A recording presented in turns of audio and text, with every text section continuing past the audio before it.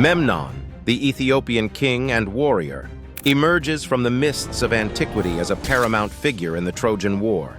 His confrontation with Achilles stands as one of the great duels in classical mythology.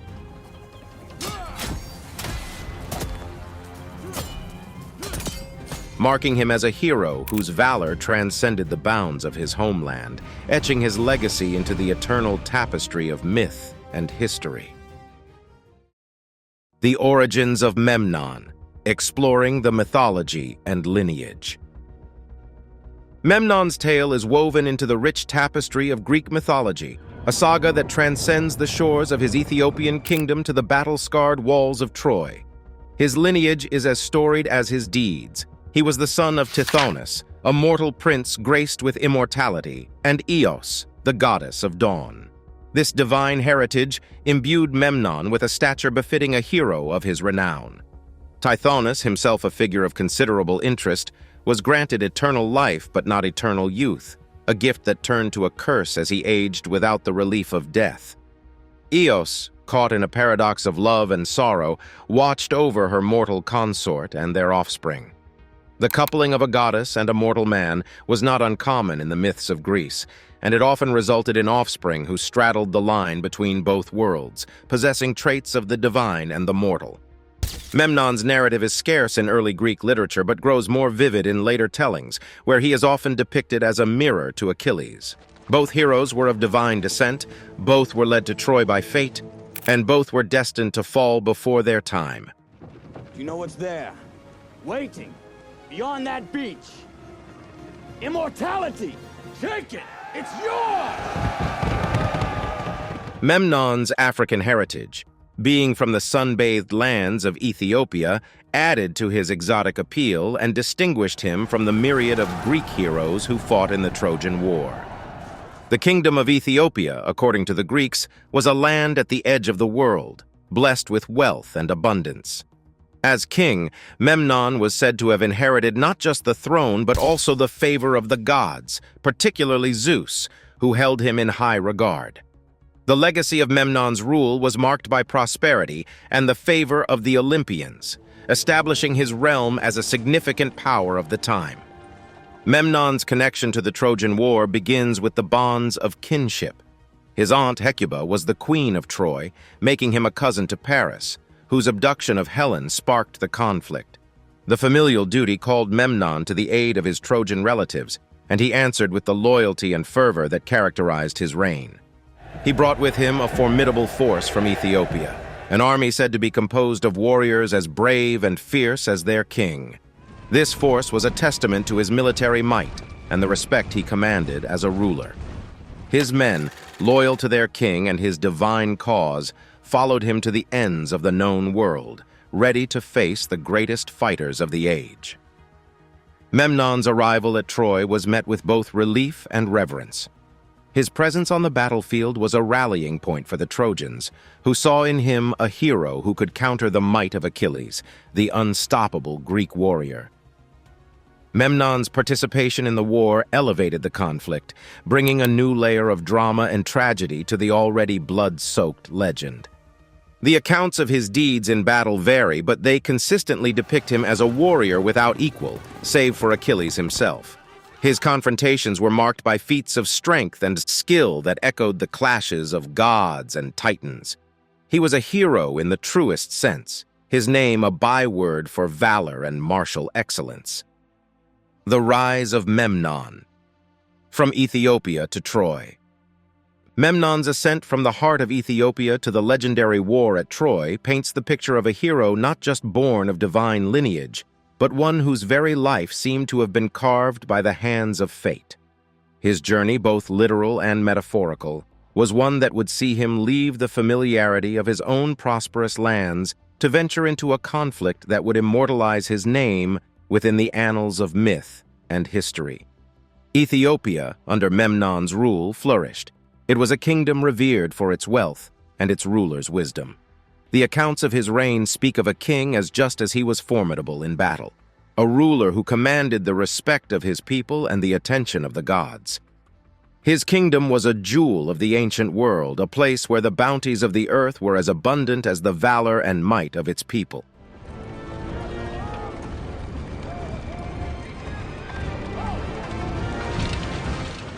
When the call came from Troy, it was not just a summons for aid, but a clarion call to destiny. Memnon, recognizing the ties of blood and honor that bound him to the embattled city, marshaled his forces. It was said that the Ethiopian contingent that set out for Troy was as numerous as it was magnificent, with warriors clad in armor that gleamed under the African sun, their spirits as indomitable as their kings. The journey from Ethiopia to Troy was not just a testament to Memnon's commitment to his relatives, but also a reflection of his strategic acumen. The logistics of moving such a vast army across continents and seas demonstrated a mastery of warfare that extended beyond the battlefield. The arrival of this force on the shores near Troy was a feat of military engineering that spoke volumes of Memnon's capabilities as a leader and a tactician. Memnon's presence in the war shifted the balance, providing the Trojans with a renewed sense of hope. His reputation preceded him, and the very news of his arrival stirred the hearts of the Trojans and disquieted the Greeks. Here was a warrior king who could change the course of the war, a leader whose very participation lent the conflict a new dimension of possibility. The battle strategies employed by Memnon showcased a sophistication that rivaled the greatest minds of the age. He did not rush headlong into the fray, but instead observed, calculated, and then struck with precision.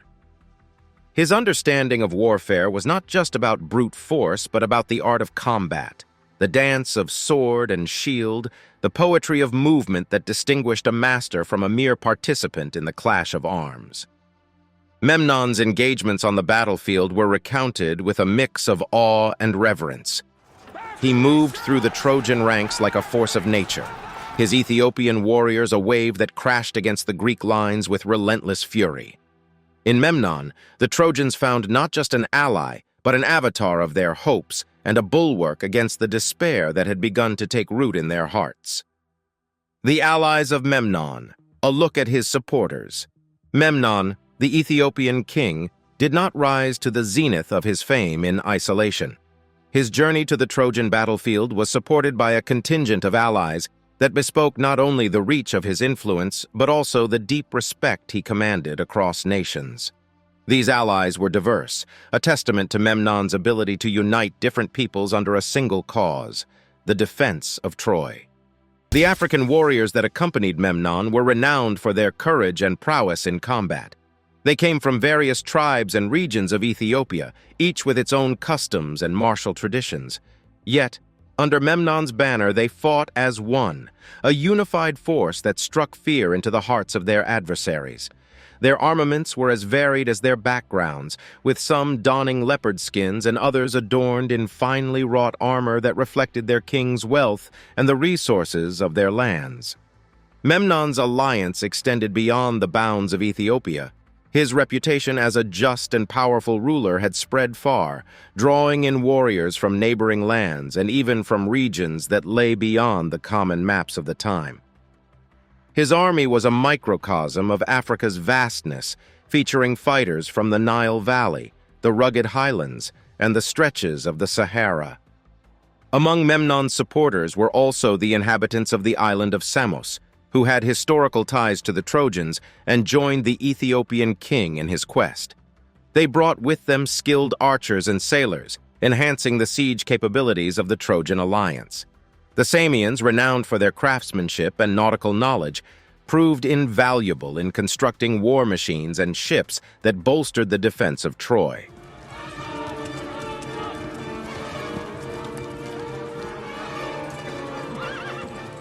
Another noteworthy ally was King Priam of Troy himself, who welcomed Memnon with open arms.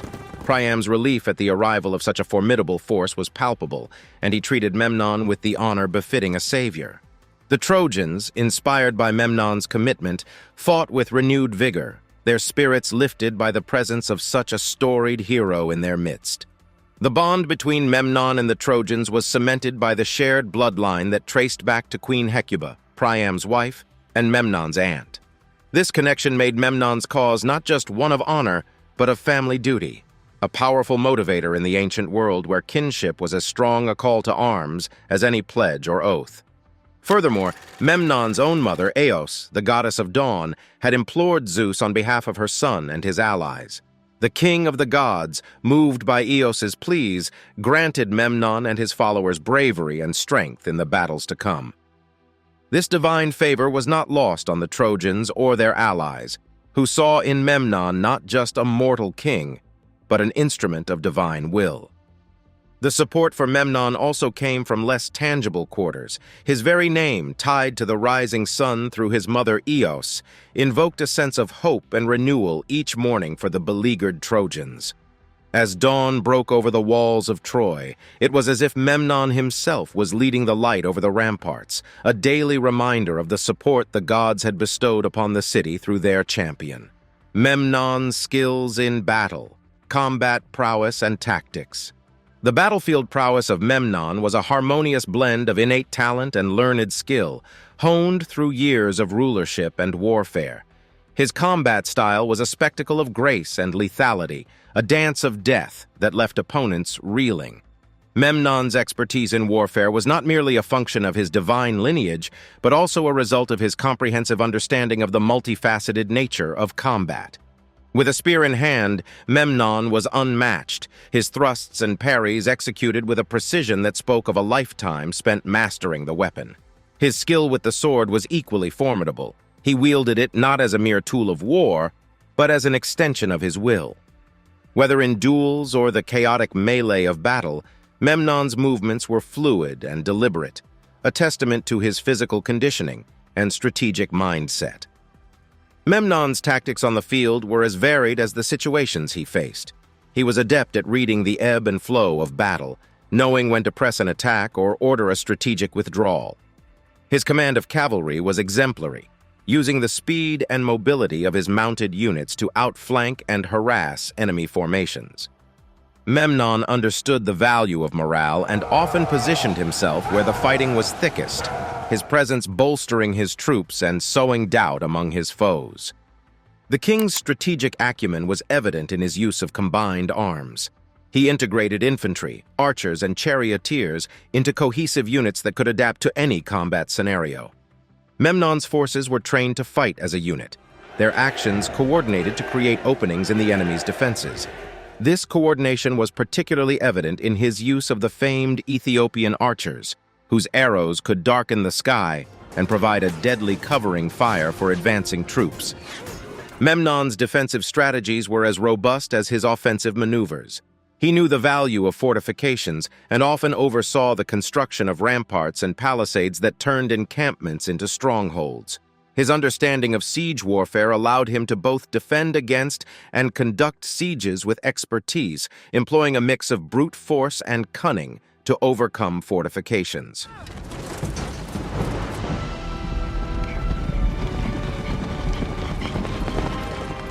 In single combat, Memnon was a figure of awe. His duels were not mere contests of strength, they were displays of martial artistry. He was known for his ability to adapt his style to match his opponent, a chameleon on the battlefield who could counter any move and exploit any weakness. The clash of arms when Memnon fought was said to be like the chorus of a tragic play, each blow a note in a symphony of war. The psychological aspect of warfare was not lost on Memnon. He utilized his reputation to intimidate and demoralize opponents before swords were even drawn.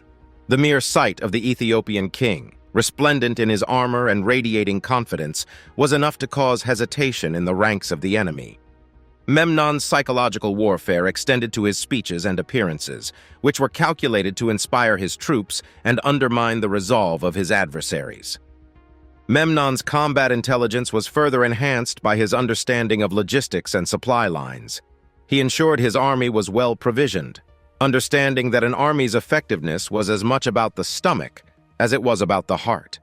His foresight in matters of supply allowed his forces to maintain their effectiveness over prolonged engagements, a crucial factor in the drawn-out conflict of the Trojan War. Memnon versus Achilles, the epic encounter. The duel between Memnon and Achilles is one of the most storied episodes of the Trojan War.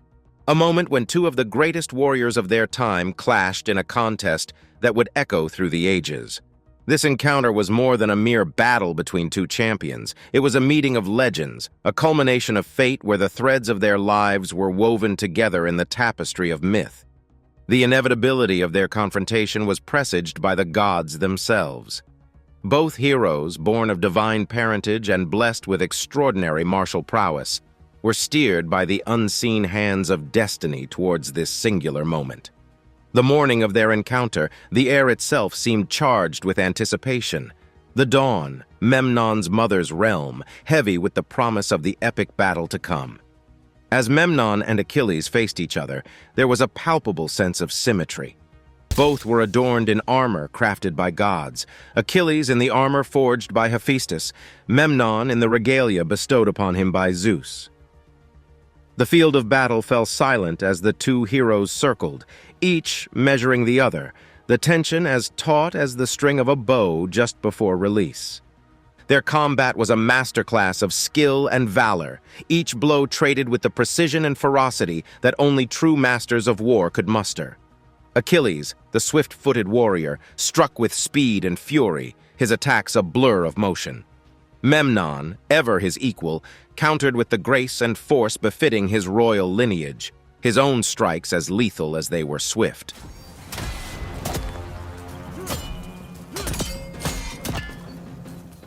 The duel ebbed and flowed, a deadly dance that drew the eyes of gods and mortals alike. The clashing of their weapons rang out like thunder, a relentless symphony of steel that underscored the magnitude of their struggle. Each hero displayed the full breadth of their abilities, their moves a complex language of combat spoken with expert fluency. As the battle raged, the two warriors seemed evenly matched, their strengths and skills offsetting each other in a perfect balance of power. Memnon's tactical mind and combat experience met Achilles' raw power and divine speed in a contest that was as much mental as it was physical. Every feint and parry, every thrust and dodge was a conversation between two greats who spoke the same language of war, yet each strove to have the final word. The gods watched, their favor undulating between the two combatants. Zeus, who had shown Memnon favor, now watched his protege with a somber gaze, aware of the inexorable threads of fate that wove around the two heroes. The goddess Eos, anxious for her son's life, implored the gods for his victory, her divine anguish a stark contrast to the stoic acceptance of Thetis, Achilles' own divine mother. As the duel continued, it became clear that it was more than just a personal contest. It represented the struggle of the entire war. In Memnon and Achilles, the hopes and fears of both the Trojans and Greeks were embodied. Their fight was not only their own, but also a battle for the very soul of the conflict that had consumed both their peoples.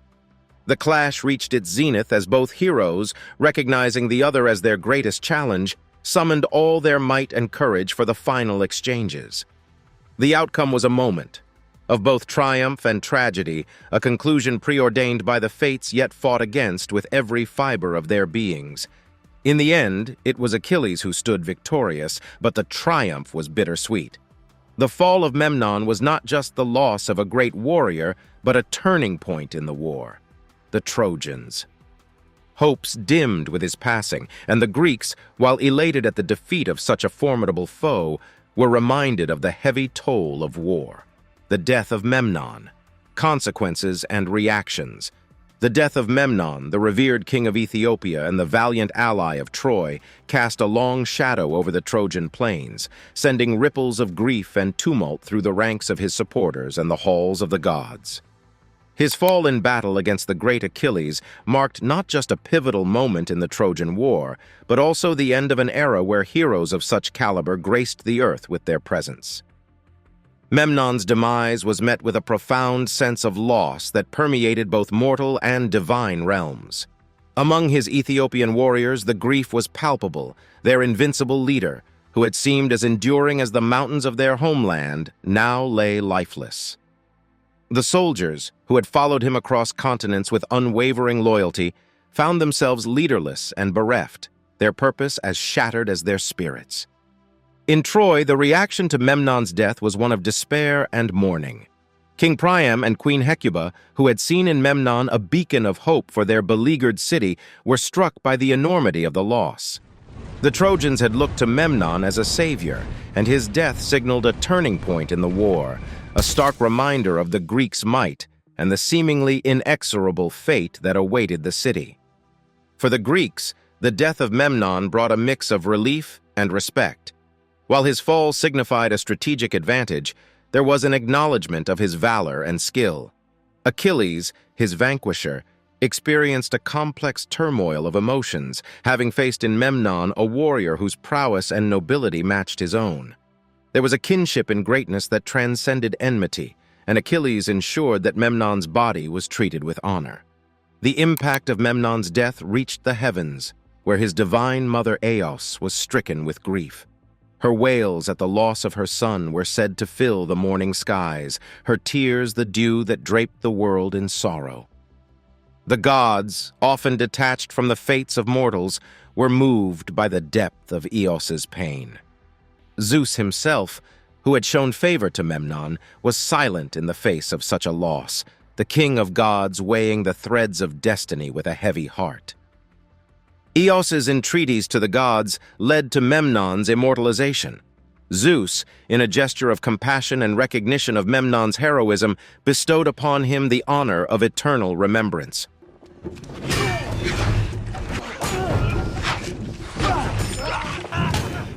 Memnon's body was engulfed in a radiant light, and from his remains a flock of birds, the Memnonides, arose. These birds, embodiments of his warrior spirit, were said to return annually to his tomb, a symbol of his enduring legacy and the perpetual mourning of his mother. The reaction to Memnon's death also had significant implications for the war itself. His troops, once a formidable force, were now a leaderless host, their morale fractured. The balance of power shifted, with the Greeks finding new resolve, and the Trojans grappling with the daunting prospect of facing their enemy without Memnon's leadership. The immortalization of Memnon, cults, and monuments. In the wake of Memnon's death, a profound transformation occurred, transcending the mortal legacy of the Ethiopian king and elevating him to the status of a divine hero. The process of his immortalization was not only rooted in the mythical tradition that saw heroes deified, but also in the very real cultural practices that sought to honor and perpetuate his memory.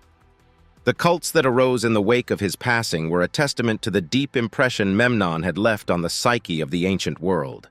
These cults, spanning from the sands of his Ethiopian homeland to the far reaches of the Hellenistic world, were diverse in their practices, but united in their veneration of the fallen hero.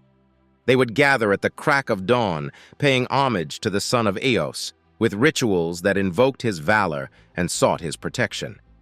In Egypt, the city of Abydos became a focal point for the worship of Memnon. Here, a colossal statue stood, gazing eastward, awaiting the first light of his mother, the dawn. This colossus, known as the Colossi of Memnon, was said to emit a haunting sound at dawn, a phenomenon that ancient travelers such as Strabo and Pausanias reported with awe. The sound was interpreted as the voice of Memnon, speaking to his mother, a daily reminder of their eternal bond. The statue became a pilgrimage site, drawing visitors from across the Mediterranean. The Greeks, Romans, and even travelers from beyond the Hellenic world came to witness the miracle of Memnon's voice. These pilgrims left inscriptions on the base of the Colossus, verses and tributes that recorded their respect and admiration for the hero who had transcended death.